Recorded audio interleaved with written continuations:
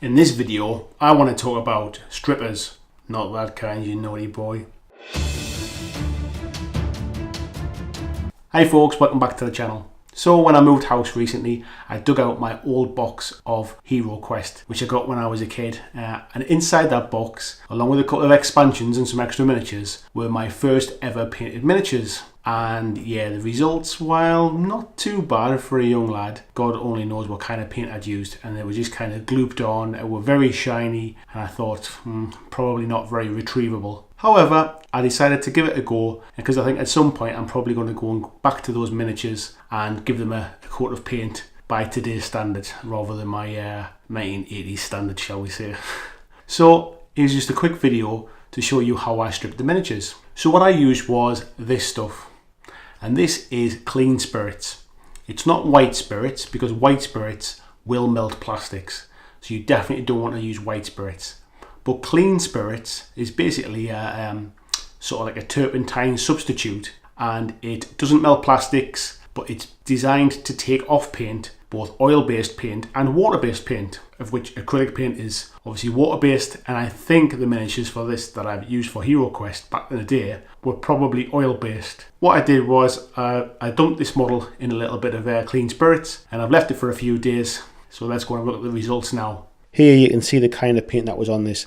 It's really shiny. It's got a very kind of I don't even know what kind of paint it was. I'm assuming it was kind of a Humbrol paint, but you can see there's a kind of a thick gloopy kind of white undercoat on it. See it shining there with the light. You can see how it was covered. And yeah, obviously these were my my Hero Quest models, the original ones I did. So like I say, probably about 30 years ago I've painted these, maybe even more. So what I've done was I dunked it into the clean spirits, and it's obviously safe for plastics. Because you can clean down kind of window frames and things with it as well after you've painted, but it is for oil and acrylic based paints. That's without doing any kind of agitation or without brushing it. That's what it looks like at the minute. So let's go and get it, let's get a tub, we'll clean it off and we'll see how it looks when it's finished. Okay, so we've got a tub here. I've just put a glove on because I'm a bit of a fanny, if I'm honest, just don't really want to get my hands dirty. So we will tip this into here. Remember, you can keep this and use it again. It doesn't deteriorate too much really. So we've just got an old toothbrush, and I'm just gonna. I mean, as you can see, I'm not brushing hard. I'm just very just giving it a brush over. I don't know if you can see there, folks. It's that's just coming off without any real effort. Now what you don't want to do is you don't want to be doing this underwater, because the water can sometimes react with everything. You want to get as much of the paint off before you try and clean it through. So that's almost done. As you can see how simple that was. I'm trying not to flick the liquid all over the room, but without any effort really, guys. That is that's pretty much been cleaned back to its basic condition. So obviously with a bit more brushing there, those bits will come off. That's purely just me trying to be careful in front of the camera. Okay, so I'll just go and give that a rinse off, and we'll come back and see how it looks.